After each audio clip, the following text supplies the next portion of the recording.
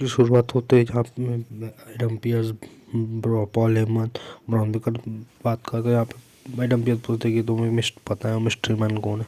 Paul Heyman गुस्से में होकर बोलते कि अरे मुझे नहीं पता, मैं हर चीज़ का मेरी मिस्ट्री हो तो मेरे ऊपर ही बता, तो बात ये इस बारे में करना चाहिए कि मेरे ब्राउन बेकर ने CM पंक को पिन किया तो उसको वर्ल्ड हैवीवेट टाइटल के लिए मैच मिलना चाहिए, लेकिन नहीं, हर चीज़ का शौक मुझ पे आना चाहिए।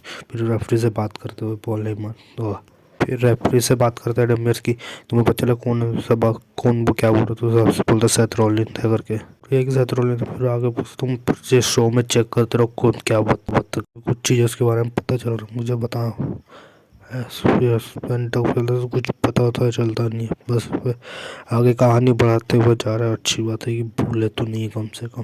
शुरुआत रिया रिप्ली और ये स्कैन ने रिंग में आकर उन्होंने अपनी टीम की वॉरगेम विक्ट्री को उन्होंने अपने वुमेन्स टैग टीम टाइटल लाई। फिर उसके बाद चार्लेट फ्लेयर और एलेक्सा ब्लिस रिंग में। चार्लेट ने कहा कि उनका रीमैच अभी पेंडिंग है, इसलिए टाइटल शॉट उनका पहले हक है। चार्लेट और एलेक्सा ब्लिस को के वॉरियर आस्का कायरी सेन को कहीं नहीं हरा पाई थी। डिबेट के बाद चारों ने उसी रात को टैग टीम मैच के लिए एग्री किया। उसका चार्लेट फ्लेयर और एलेक्सा ब्लिस का मैच हुआ जो कि नो कॉन्टेस्ट में खत्म हुआ, क्योंकि मैच अच्छा था जिसमें रिया रिप्ली चार्लेट ने एक दूसरे को पर काफ़ी हार्ड रिंग के लगाया। इंटरफेरेंस जब वुमेन्स टैग टीम चैंपियन कबू की वजह आस्का कायरी सेन ने आकर चारों रेसलर पर अटैक किया दिया, जिसके बाद चलते मैच में नो कॉन्टेस्ट में एंड हो गया।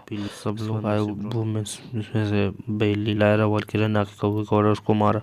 फिर रकेल और रॉक्सेन परस ने सबसे खास लीव मॉर्गन आई डोमिनिक एंड रकेल रॉड्रिगेज और रॉकेन सेन परेस ने आकर लीव मॉर्गन से आकर सबको रिंग से साफ कर दिया और रिंग में आई और वुमेन्स टैग टीम टाइटल के साथ खड़ी रही और साथ बीचों बीच में लीव मॉर्गन भी खड़ी थी। फिर लीव मॉर्गन का कन्फ्रंटेशन होता है इनके बीच में आके मैच हो सकता है टाइटल से।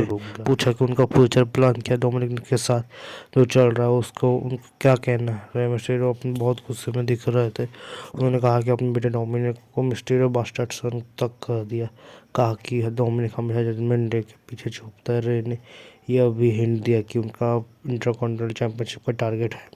जैसे ही रे मिस्टीरियो ने टाइटल की बात कर रहे थे तो लोगन पॉल वहाँ आए और रे की बात को काट दिया और लोगन ने हंसते हुए कहा कि रे की बातें क्रेजी और उन्हें सपने देखने बंद करना चाहिए। लोगन ने क्लेम किया कि इंटरकॉन्टिनेंटल टाइटल सिर्फ विजन में मिलेगा, विजन के लिए लोगन का ग्रुप के लिए है। रे मिस्टीरियो ने लोगन पॉल की आंखों में देखकर कहा इस पूरे रोस्टर में अगर कोई मेरे बेटे से बड़ा बदतमीज है तो वो तुम और लोग इस बात पर भड़क गए। उन्होंने रे मिस्टीरियो को वार्निंग दी और पीछे हट जाने को कहा, वरना रे को सिर्फ रे को हराएंगे नहीं बल्कि रिटायर कर देंगे।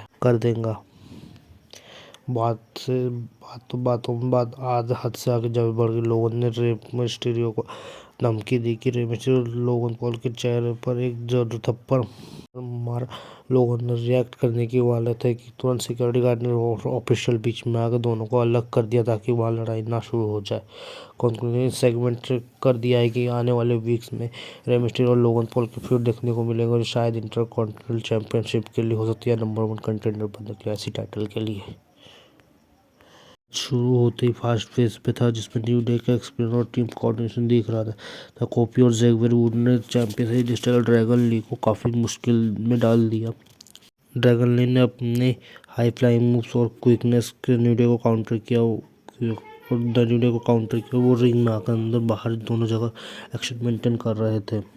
एजे स्टाइल ने कोफी को रोप की रस्सियों के बीच में से स्टंट कर दिया। जब कोफी रोप पर ड्रैगन ली ने तुरंत रोप से डबल स्टॉप हिट किया। इसके बाद तुरंत एजे स्टाइल ने स्टाइल क्लैश में अपना फिनिशिंग मूव में कन्वर्ट कर दिया और उसको जो मूव को यहाँ कन्वर्ट किया है इसने जो मूव बना बस गजब है गजब। ड्रैगन ली ने कोफी को पिन किया और 1-2-3 करके काउंट हो गया। एजे स्टाइल और ड्रैगन ली ने अपनी टाइटल सक्सेसफुली डिफेंड कर लिया और अगले हफ्ते इनका मैच बॉर्डर के साथ होने वाला भी है। बैक्स्टेज एडम पेज से बात कर रहे थे। लास्ट टाइम इन टूर्नामेंट का दूसरा सेमीफाइनल मैच था जो कि गुंथर और सोल्सिकोवा का था, क्योंकि ये दोनों बंदे ही थे। हमें तो अपना मौका देखने की कोशिश पे थे, लेकिन जब टालाटोमा ने सुपर किक मारी और मारने याद अपने रेफरी देखने तो रेफरी जट्टो कर दिया टालाटोमा उस चीज़ का फ़ायदा उठाते हुए गुंथर ने सोलोसिवा को लो ब्लो मार के मौके पिन भी कर लिया। मैच जीत के एडवांस कर लिया टूर्नामेंट में फाइनल्स के। इंटरकॉन्टिनेंटल चैंपियन डोमिनिक मिस्टेरियो ने कि उनके साथ फिन बैलर, रॉड्रिगेज और पर एक इंटेंस लाइटिंग थी जो जजमेंट डे के वाइब को मैच कर रही। डोमिनिक ने माइक की जरूरत है और किसी ऐसे सदस्य के मेंबर की जरूरत है जो उनके विजन को समझे और विनिंग काफ़ी आसान बना दे। उसी टाइम जैसे ही डोमिनिक ने ये बात कही उतने में जजमेंट डे का म्यूजिक रिकॉर्ड लीव मॉर्गन तो डोमिनिक को खुश था जो बिल्कुल नए लुक में ज़्यादा मेकअप एक एग्रेसिव नहीं लीव मॉर्गन खत्म हो चुकी है सब इंटेंस एटीट्यूड वो बिल्कुल भी लीव मॉर्गन हैप्पी को लकी नहीं लग रही थी जजमेंट डे का साथ जो पहले थी। लेकिन अब मैं लौट आई हूँ, मुझे पता है कि जजमेंट डे में कितनी पावर और मैं जानती हूँ कि यहाँ पर टाइटल और पैसा यहाँ पर और पावर यहाँ मैं हूँ जिसे कोई कंट्रोल नहीं कर सकता। फिर ली मॉर्गन अपने टीममेट की तरफ देखा कि वो इंटरकॉन्टिनेंटल चैंपियन डोमिनिक के पास और वुमेन्स वर्ल्ड हैवीवेट चैंपियनशिप जो स्टेफनी वेकर के पास है वो उसको वापस जजमेंट डे में लाने में हेल्प करूँगी। और अब इस ग्रुप में कोई वीकनेस नहीं, हम जजमेंट डे और जजमेंट डे फॉरएवर बोल के वहाँ से सेगमेंट ख़त्म होता है। एंड जब डोमिनिक, फिन, जेडी मैकडोनाल्ड और ली मॉर्गन, रक्वेल और रॉक्सन रिंग के बीच में खड़े थे और signature survivor series board game के बाद का सबसे इम्पोर्टेंट था जहाँ Bron Breakker world heavyweight champion CM Punk को पिन करके अपनी टीम को जीत दिलाई थी। इसके बाद रिंग में सबसे पहले पॉल हेमन आए जिनके साथ ब्रॉन ब्रेकर और ब्रॉन स्ट्रीट अब ऑफिशियली उनके नए सदस्य न्यू मेंबर लोगन पॉल थे। पॉल हेमन ने माइक लिया और अपने सिग्नेचर स्टाइल में my name is Paul Heyman से शुरू किया। उन्होंने विजन की वॉर गेम में मिली सफलता को वर्ल्ड क्लास चेस मूव की तरह प्रेजेंट किया। उन्होंने बार बार इस बात को हाईलाइट किया कि उनकी टीम ने न सिर्फ जीत बल्कि ब्रॉन ब्रेकर ने सीधा world heavyweight champion CM Punk को पिन किया है। लोगन पॉल ने पहली बार रिंग में द विजन के मेंबर के तौर पर आकर बात की। पॉल हेमन ने बताया कि रॉ जनरल एडम पियर्स से उन्होंने बात की और ब्रॉन ब्रेकर के लिए वर्ल्ड हैवीवेट चैंपियनशिप का टाइटल मैच डिजर्व करते हैं।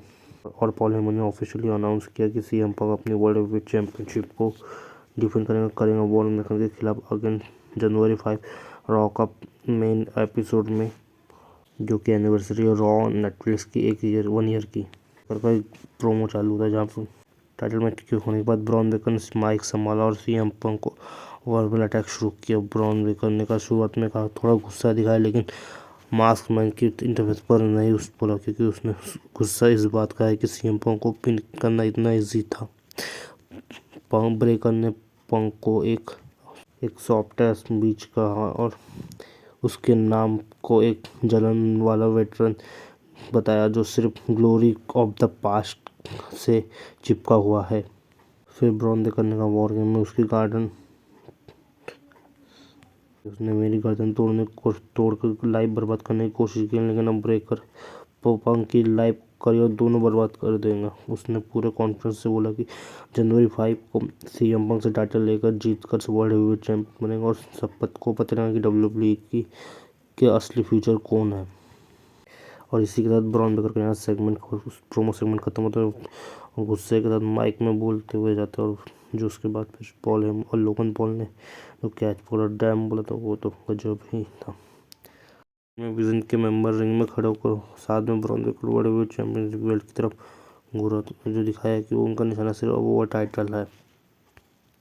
ये सेगमेंट सब क्लियर है। Officially Bron Breakker versus CM Punk का टाइटल फीड होगा आगे बढ़ता हो। ब्रॉन ब्रेकर को एक मेन इवेंट स्पॉट मिल गया है।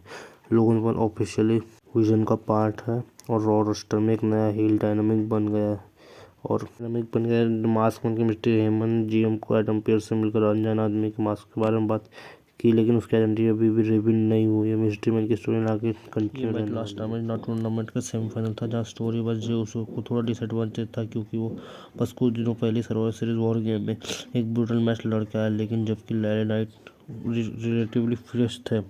की शुरुआत में ही LA नाइट ने जेउसो के ऊपर प्रेशर बनाना शुरू कर दिया। जेउसो ने क्लियरली थके हुए लग रहे थे सेलिंग और इंजरी के वॉर गेम की वजह से। LA नाइट ने अपने पावर का यूज़ किया और रिंग में बाहर जेउसो को टॉस करके लेकिन जे ने जल्दी कमबैक किया और अपने सिग्नेचर अग्रेसिव स्ट्राइक्स यूज़ की और अपने मूव्स मोमेंटम पकड़ा जहां अपने सुसाइड डाइव लगाई तो काफ़ी क्लीन थे। दोनों सुपरस्टार टॉप रॉप पे भी लड़े जहां से LA नाइट ने एक सुपर सुप्लेक्स डिलीवर किया। मैच में एक मेजर हाईलाइट था जो फिर जेस ने सुपर किक मारी उसके बाद तुरंत एक स्पीयर कनेक्ट किया फिर एक इसको स्प्लैश किया, सबको लगा मैच खत्म है, लेकिन एलाइड ने फिर काउंटर किया, किक आउट।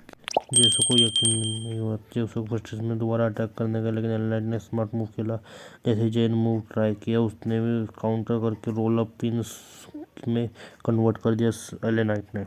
मैच तो एले नाइट जीत गया। फिर उसके बाद जेसो को हारने के बाद उसको फ्रस्ट्रेटेड होते हुए दिखे रिंग में, गुस्से में क्रैश आउट हुए, क्योंकि उन्होंने गुस्से में रिंग के बाहर प्राइम ड्रिंक कार्ड को पलट दिया और स्टील स्टेप से सीरिया को फेंक दिया। यह जेसो का मेल्ट डाउन मोमेंट था।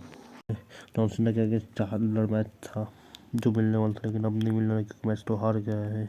इस जीत के बाद एले नाइट टूर्नामेंट के फाइनल में पहुंच गए, जो जहाँ पे अब मुकाबला गुंथर से होगा स्मैकडाउन पर।